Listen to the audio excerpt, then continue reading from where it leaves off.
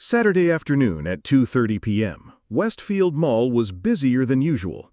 Families with children, teenagers in friend groups, elderly couples on their leisurely shopping trips. Nobody noticed the three men walking from the parking lot toward the main entrance, or what was hidden in their backpacks. Nobody except security guard, Robert Williams. And in that moment, the identity he'd kept buried for 25 years was about to surface, whether he wanted it to or not. Welcome to Sacrifice Stories. Before we dive into this incredible story of hidden expertise and split-second heroism, tell me in the comments what city you're watching from today. And if you believe stories of quiet guardians deserve to be heard, hit that subscribe button to support our mission. These stories matter more than you know. Robert Williams had been working security at Westfield Mall for 4 years, 2 months, and 11 days. He could tell you exactly because that's how long it had been since he'd traded his government badge for a mall security uniform, his classified briefings for lost and found reports, his global missions for helping elderly shoppers find their cars. At 62, Robert was the kind of security guard people barely noticed. Average height, graying hair, the sort of calm demeanor that made nervous teenagers relax and worried mothers smile. He knew every store manager by name, every maintenance worker's schedule, and exactly which entrance the delivery trucks used on which days. To everyone at Westfield, he was just Bob, the friendly guard who always remembered your name and never made you feel like a criminal when the door alarm went off by mistake. What they didn't know was that Robert Williams had spent 25 years as a CIA operations specialist, working in places that didn't appear on tourist maps and handling situations that never made the evening news. Counterterrorism, threat assessment, asset protection. Skills that had been drilled into him until they became as natural as breathing. Skills he'd hoped he'd never need again. His retirement was voluntary, at least officially. After a quarter-century of living in shadows, Robert had wanted nothing more than a normal life in a normal place, where the biggest crisis was a shoplifter trying to walk out with unpaid merchandise. Westfield Mall in suburban Connecticut was perfect. Busy enough to be interesting, quiet enough to be peaceful, and about as far from international intrigue as you could get. The pay was terrible compared to his government salary, but Robert had his pension, and more importantly, he had peace.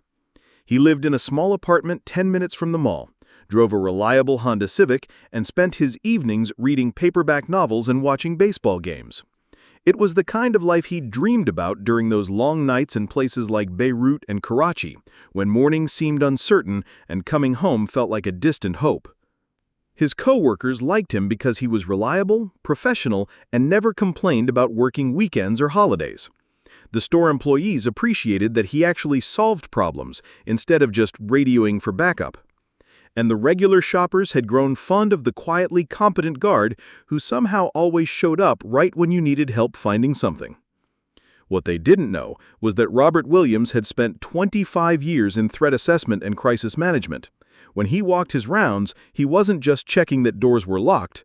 He was automatically cataloging exit routes, noting suspicious behavior, and maintaining what his old instructors had called situational awareness. It was so ingrained that he couldn't turn it off even in the peaceful environment of suburban retail. Saturday afternoons were always the busiest time at Westfield. Back-to-school shopping was in full swing, and the mall was packed with families preparing for the new academic year. Robert had already helped Mrs. Chen find her grandson after he wandered off in the toy store, assisted a confused teenager whose car alarm was going off in the parking lot, and mediated a minor dispute between two customers over the last parking space near the main entrance. At 2:25 p.m., he was making his regular circuit past the food court when something caught his attention. 3 men, walking together but trying to look like they weren't, had entered through the south entrance. They were dressed casually. Jeans, t-shirts, baseball caps, but something about their movement patterns triggered an alarm in Robert's trained instincts. They were scanning. Not the casual looking around that shoppers did, but the systematic visual sweep of people assessing a target. Their shoulders were tense, their pace too controlled, and despite the warm afternoon, they were all wearing light jackets that bulged slightly in ways that suggested concealed items. Robert activated his radio with a casual gesture, checking in with the mall's central security office. Base, this is Williams. Routine check from Sector 7. Copy that, Bob. All quiet on this end. Roger, continuing patrol. What Robert didn't say was that he was now tracking 3 potential threats who had just separated into different directions within the mall. The first, the tall man with a beard, had headed toward the department store Anchor. The second, shorter with a nervous energy, was moving toward the electronics section. The third, who seemed to be the leader, based on his confident stride, was positioning himself near the central atrium where the most people congregated. Classic triangulation pattern. Robert had seen it before, in markets in Marrakesh, train stations in Eastern Europe, and crowded plazas in South America. If these men were planning what he thought they were planning, they were setting up for maximum impact with multiple exit strategies. He pulled out his phone and pretended to check messages while actually activating the camera function. From his position near the fountain, he could discreetly photograph all 3 subjects. The images would be blurry and taken from a distance, but they'd be enough for identification if needed. The bearded man was now loitering near the women's clothing store, checking his watch frequently. The nervous one had positioned himself near the gaming store where a crowd of teenagers had gathered. And the leader was sitting on a bench in the central court, a position that gave him clear sightlines to both his associates and all the main thoroughfares. Robert's pulse was steady, his breathing controlled, but his mind was racing through threat assessment and crisis management protocols. If these were just 3 friends meeting up for shopping, he was about to look very paranoid. But if they were what his experience suggested they might be, he had perhaps minutes to prevent a catastrophe. The decision point came when he noticed the leader reach into his jacket and pull out what looked like a cell phone. But Robert's trained eyes caught something the average observer would miss. His thumb movement wasn't consistent with texting or calling. It was the deliberate, careful motion of someone arming a device. That's when Robert Williams stopped being a mall security guard and became what he'd been trained to be for a quarter century, a guardian against threats most people couldn't even imagine. Robert's phone buzzed with an incoming text, but this wasn't from a friend or family member. Years ago, when he'd transitioned out of active service, his CIA handler had given him an emergency contact number, one that would connect him directly to the Joint Terrorism Task Force if he ever encountered a credible threat in civilian life. He'd never expected to use it. Moving to a position behind the large planter that provided both cover and concealment, he quickly typed a message. Possible active threat, Westfield Mall, Connecticut. 3 subjects. Potential explosives, requesting immediate backup. The response came back in less than 30 seconds. Understood. ETA 8 minutes. Do not engage. Await support. 8 minutes. In the world of active threats, 8 minutes might as well be 8 hours. Robert looked around the bustling mall. Families with young children, elderly couples on their leisurely shopping trips, who had no idea that their Saturday afternoon was about to become the defining moment of their lives. He couldn't wait 8 minutes. The leader was now standing, still holding what Robert was increasingly certain was a detonator. The bearded man near the department store had moved closer to a group of families with strollers. The nervous one had positioned himself where he could affect the maximum number of people in the gaming area. Robert made a command decision that went against every protocol he'd ever taught about civilian involvement in terrorism counters. But sometimes, protocols had to take a backseat to preventing mass casualties. He approached the nearest store, a small jewelry boutique, and quietly spoke to the manager, a woman named Sandra whom he'd known for 3 years. Sandra, I need you to listen very carefully and not react. There's a potential emergency situation developing. I need you to quietly start moving customers toward your back exit. Don't run, don't panic, just suggest that people might want to step outside for some fresh air. Sandra looked at him with confusion, but something in Robert's tone, and authority he'd never used before at the mall, made her nod immediately. What kind of emergency? The kind where it's better to be wrong and embarrassed than right and dead. Can you do this for me? Yes, absolutely. Good. And Sandra, call 911. Tell them there's a potential terrorist threat at Westfield Mall and that federal agents are already en route. As Sandra began her careful evacuation, Robert moved to the next store. He had perhaps 5 minutes before his activities became noticeable to the 3 subjects, and he needed to clear as many civilians as possible from the potential blast radius. The elderly man working at the coffee cart looked skeptical when Robert approached him with the same message, but the conviction in Robert's voice was persuasive enough to get him moving customers away from the central area. By the time he had quietly alerted 4 different businesses, he estimated he'd moved about 60 people toward exits or safer positions. It wasn't everyone, the mall was too crowded and the threat too immediate, but it was something. That's when the leader looked directly at him. For a moment, Robert Williams and the terrorist leader made direct eye contact across the crowded mall atrium. In that instant, both men recognized what they were looking at: a professional. The leader's expression shifted from casual awareness to sharp focus. He said something into what Robert now confirmed was not a phone, but a radio. Immediately, his 2 associates began moving with more purpose, abandoning their casual positioning in favor of more aggressive stances. Robert's cover was blown, but that also meant the time for subtle evacuations was over. He keyed his radio to the mall's public address system, a privilege of his security position that he'd never used in 4 years of employment. Attention shoppers, this is mall security. We're conducting an emergency evacuation drill. Please proceed calmly to the nearest exit. This is not a test. Please move quickly but safely to your vehicles.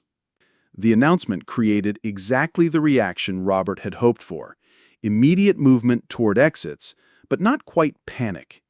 Years of shopping mall fire drills had conditioned people to respond to such announcements, even if they grumbled about the inconvenience.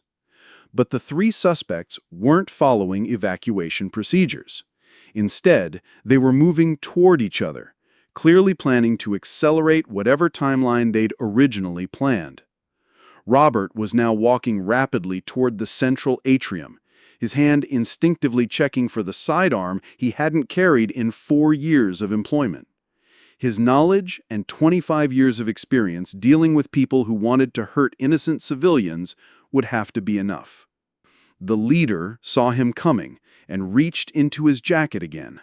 This time, Robert was close enough to see that it wasn't just a detonator. It was a device connected to a vest worn under the man's light jacket. A suicide vest, in the middle of a crowded shopping mall on Saturday afternoon. Robert did something that went against every tactical manual he'd ever read. He called out to the man directly. "Hey, let's talk about this." The leader paused, clearly not expecting direct engagement from what he'd assumed was just mall security. In that moment of confusion, Robert closed half the distance between them. "You don't want to do this here," Robert continued, his voice carrying the calm authority of someone who'd talked armed individuals down before. "Stay back," the leader shouted, his hand now clearly on the detonator. "I'll kill everyone here."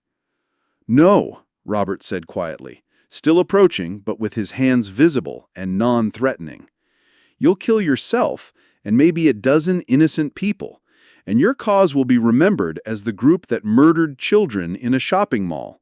That's not martyrdom, that's just sad." For a moment, the mall seemed frozen. Shoppers were still evacuating, but more slowly now, sensing the drama unfolding in the central court. The leader's 2 associates had stopped moving, clearly waiting for orders or for the situation to resolve itself. Robert was now walking rapidly toward the central atrium, his hand instinctively checking for the sidearm he hadn't carried in 4 years of employment. He had no weapon, except his radio, his knowledge, and 25 years of experience dealing with people who wanted to hurt innocent civilians. It would have to be enough. Robert did something that went against every tactical manual he'd ever read. He called out to the man directly. "Hey, let's talk about this." The leader paused, clearly not expecting direct engagement from what he'd assumed was just mall security. In that moment of confusion, Robert closed half the distance between them. "You don't want to do this here," Robert continued, his voice carrying the calm authority of someone who'd talked armed individuals down before. "Stay back," the leader shouted, his hand now clearly on the detonator. "I'll kill everyone here." "No," Robert said quietly, still approaching but with his hands visible and non-threatening. "You'll kill yourself and maybe a dozen innocent people, and your cause will be remembered as the group that murdered children in a shopping mall. That's not martyrdom, that's just sad." For a moment, the mall seemed frozen. Shoppers were still evacuating, but more slowly now, sensing the drama unfolding in the central court. The leader's two associates had stopped moving, clearly waiting for orders or for the situation to resolve itself. Robert was now walking rapidly toward the central atrium, his hand instinctively checking for the sidearm he hadn't carried in 4 years of employment. He had no weapon, except his radio, his knowledge, and 25 years of experience dealing with people who wanted to hurt innocent civilians. It would have to be enough. "What's your name?" Robert asked. "That doesn't matter. It matters to me, and it'll matter to the families of everyone you're about to kill." The young man's resolve flickered for just a moment, and Robert saw his opportunity. "My name is Robert," he said, taking another careful step forward. "I've been working here for 4 years. I know most of these people. Mrs. Patterson over there, she's 86 and comes here every Saturday because she's lonely. Those kids by the game store, they saved up allowance money for months to buy something special today." The leader's hand remained on the detonator, but Robert could see uncertainty creeping into his eyes. "You want to make a statement," Robert continued. "I understand that, but this isn't the way. This is just murder, and nobody remembers murderers with respect." "You don't understand." "I understand more than you think," Robert said quietly. "I understand that you've been told this is about something bigger than yourself. But look around. Really look. These aren't your enemies. These are just people trying to get through their day." Behind him, Robert could hear the evacuation continuing. The mall was maybe 30% empty now, which was better than he'd hoped, but still left too many potential casualties. The leader's radio crackled, and Robert heard one of his associates asking for orders. The moment of doubt was passing, and Robert could see the young man's resolve hardening again. Time for a different approach. "You know what I used to do before I worked here?" Robert asked conversationally. The question caught the leader off guard. "What?" "I spent 25 years hunting people exactly like you." The words were delivered in the same calm tone Robert had been using, but their impact was immediate. The leader's eyes widened as he suddenly reassessed the man standing in front of him. "That's right. CIA, counter-terrorism. I've been in more situations like this than you've had hot meals. And you know what I learned? The people who talk about dying for their cause usually aren't the ones who actually want to die." The leader's grip on the detonator tightened, but Robert could see the psychology shift. The confident terrorist was being replaced by a scared young man who was suddenly very aware that his simple plan had become much more complicated. "Your backup isn't coming," Robert lied smoothly. "We've been tracking your cell for weeks. Your associates are about to be arrested, and you're standing in the middle of a mall with a bomb vest, talking to someone who knows exactly how to take it apart." It was a complete bluff, but delivered with the confidence of someone who'd spent decades making such statements. The leader's eyes darted toward his associates, and Robert saw the first crack in his resolve. That's when the bearded associate made a critical mistake. Panicking at the unexpected turn of events, he reached into his backpack and pulled out what looked like an improvised explosive device. The sight of a second bomb sent the remaining shoppers into full panic mode.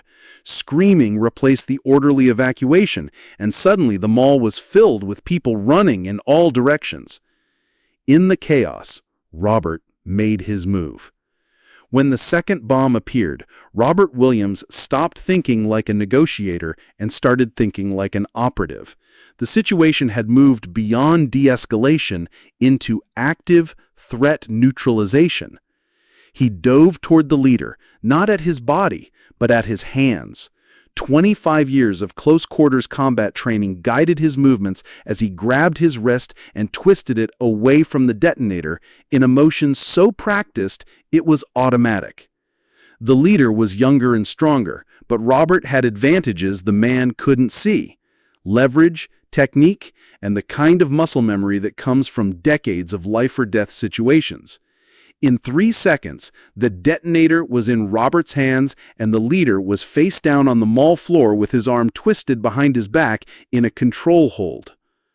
"Device is secure," Robert shouted into his radio, hoping someone with authority was listening. "I need bomb disposal here now." The bearded associate, seeing his leader taken down, panicked and dropped his backpack while reaching for what looked like a gun. Robert, still controlling the leader with one hand, threw the detonator toward the fountain, far enough away to be safe if it was accidentally triggered, but not so far that he couldn't see it. The third member of the group, the nervous one, had disappeared entirely in the chaos of the evacuation. Robert had to prioritize, secure the immediate threats, and let law enforcement handle the search for the third man.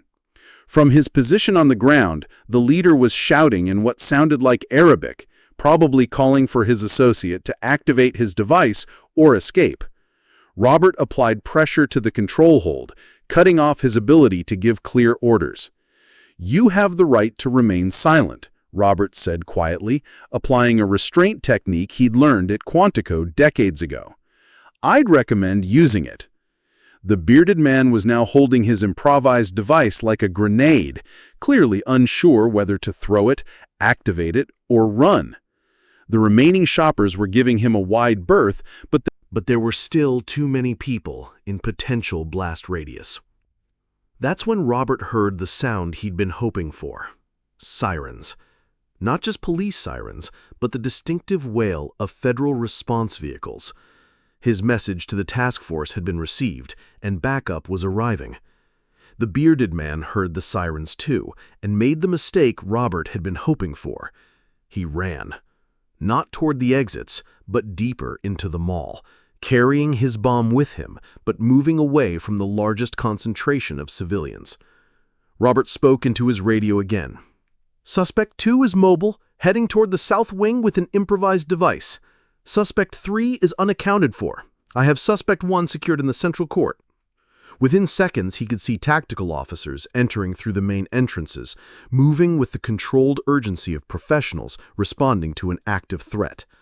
Robert remained in position, maintaining control of his prisoner while staying visible to the incoming law enforcement.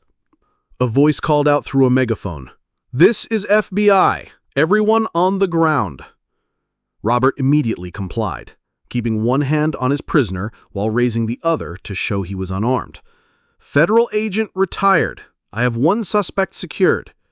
The tactical team reached him within 30 seconds, and Robert found himself looking at agents who were young enough to be his children, but moved with the same professional competence he remembered from his own days in the field.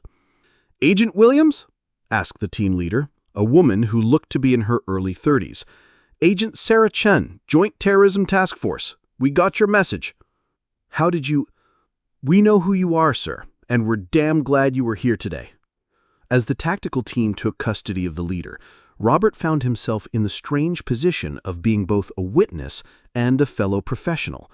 The FBI agents treated him with the respect accorded to a veteran operative, but he was also clearly a civilian who had inserted himself into an active investigation. "We need to debrief you," Agent Chen said as they walked toward the mall's security office, which had been converted into a temporary command post. "But first, can you give us a tactical assessment of what we're dealing with?" Robert's mind automatically shifted into the analytical mode he'd used for briefings in places like Langley and Pentagon conference rooms. 3-man cell, probably domestic but with foreign training or guidance based on their positioning strategy. Leader is early 20s, educated, probably the ideological driver. Bearded suspect is older, more practical, likely the technical specialist.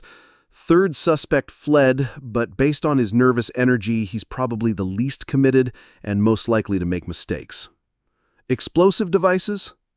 Leader's wearing a vest, probably TATP based on the bulk and his nervousness about static electricity. Bearded suspect had what looked like a pipe bomb or similar IED.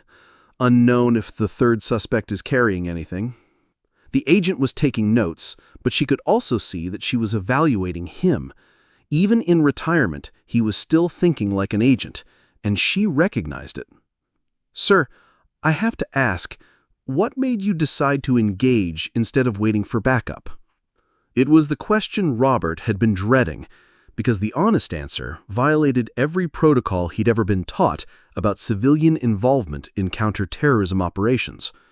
"Too many kids," he said simply. "You would have gotten here eventually, but not before they could have killed 30 or 40 people. Sometimes you have to make the call that's right instead of the call that's safe." Through the security office windows, Robert could see the mall being systematically cleared by bomb disposal robots and canine units. The bearded suspect had been apprehended near the service corridors, and his device had been safely removed. The third suspect was still unaccounted for, but the immediate threat was contained. "Mr. Williams, I need to inform you that this investigation is going to require extensive debriefing and testimony. You may also be called before a congressional committee depending on how this case develops." Robert nodded, understanding the implications. His quiet retirement was officially over. "There's something else," Chen continued. "We've been tracking this cell for 3 months. They were planning to hit 5 different soft targets over the next 2 weeks: schools, malls, community centers. By stopping them here, you didn't just save the people in this mall today. You probably saved hundreds of lives." The debrief took 4 hours. Robert found himself in the familiar but unwelcome position of being at the center of an investigation, answering questions from FBI agents, Homeland Security analysts, and eventually a video conference with officials from Washington who wanted to understand how a retired CIA operative had happened to be in the right place at the right time. "It wasn't luck," Robert explained for the 3rd time. "It's situational awareness. You don't turn that off just because you're not officially on duty anymore." By evening, the mall had been declared secure, and the investigation had shifted into the evidence-gathering phase. The third suspect had been apprehended at a bus station 15 miles away, carrying fake identification and one-way ticket to a city with known terrorist sympathizers. Robert was finally allowed to leave, but as he walked toward his car in the now empty parking lot, he realized that nothing would ever be the same. Word had already leaked to the media. Retired CIA agent stops mall attack, and he could see news vans setting up in the parking lot. His phone had dozens of missed calls from reporters, former colleagues, and at least 3 people claiming to be documentary filmmakers. The quiet anonymity he'd spent 4 years building was gone, replaced by the kind of attention he'd hoped to avoid forever. But as he drove home through streets that seemed both familiar and strange, Robert reflected on the day's events.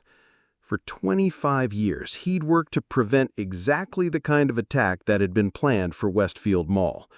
Today, for the first time since his retirement, he'd been able to see the direct result of that work, not in classified reports or intelligence assessments, but in the faces of the families who had walked safely to their cars.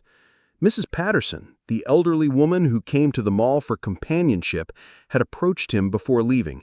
"Thank you," she'd said simply. "My granddaughter was supposed to meet me here today.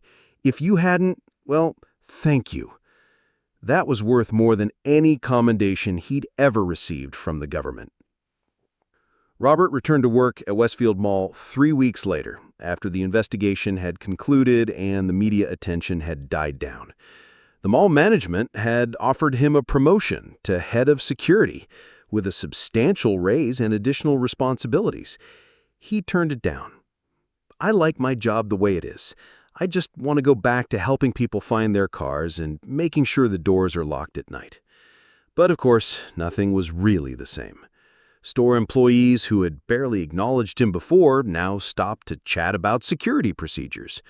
Shoppers, who recognized him from the news coverage, treated him with a mixture of respect and curiosity that made him uncomfortable. The younger security guards looked at him differently too, with the kind of awe reserved for someone who had done something genuinely heroic. Robert tried to discourage this, but he understood it. He'd felt the same way about veteran agents when he was starting out at the CIA. What surprised him most was how little he missed the excitement. For 25 years, he'd been addicted to the adrenaline of high-stakes operations, the intellectual challenge of outthinking dangerous opponents, the satisfaction of preventing disasters that would never make headlines. But his 3 weeks of forced leave had reminded him why he'd chosen retirement in the first place. He liked helping Mrs. Chen find her grandson. He enjoyed the routine conversations with store managers who trusted him to handle problems efficiently. He appreciated the simple satisfaction of knowing that Westfield Mall was a safe place for families to spend their Saturday afternoons. Agent Chen had visited him once since the incident, ostensibly to tie up loose ends in the investigation, but actually to make an offer. "We could use someone with your experience on a consulting basis. Part-time advisory role, help us identify potential threats in civilian environments." Robert had considered it seriously before declining. "I appreciate the offer, but I think I'm more useful here. Prevention is better than investigation, and sometimes the best way to prevent something is just to be present and paying attention." Chen had nodded, understanding. "Well, if you change your mind, the offer stands. And Robert, thank you. What you did that day, it was exactly what we hoped people would do, but almost nobody actually does."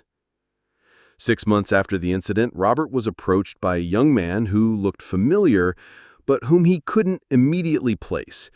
It was a busy Saturday afternoon, and Robert was helping with crowd control during a back-to-school sale. "Excuse me," the young man said, "are you Robert Williams?" "Yes, how can I help you?" "I was here that day when you stopped those guys. I was in the gaming store with my friends." "I remember now. One of the teenagers who had been in the potential blast radius of the second bomb. I wanted to thank you and to tell you that I enlisted. I'm shipping out to basic training next month. Army." "That's a big decision," Robert said carefully. "Why the Army?" "Because that day, I saw what it means to protect people. Real protection, not just talking about it. I want to learn how to do that." Robert looked at the earnest young face in front of him and saw something he recognized from his own youth, the desire to serve something bigger than yourself, to be the kind of person who stands between danger and innocent people. "The Army will teach you a lot," Robert said, "but remember, protection isn't just about training and tactics. It's about being present, paying attention, and caring enough about other people to put yourself at risk for them. You don't need a uniform for that." "Is that why you work here, instead of going back to the CIA?" Robert smiled. "I work here because this is where I can do the most good.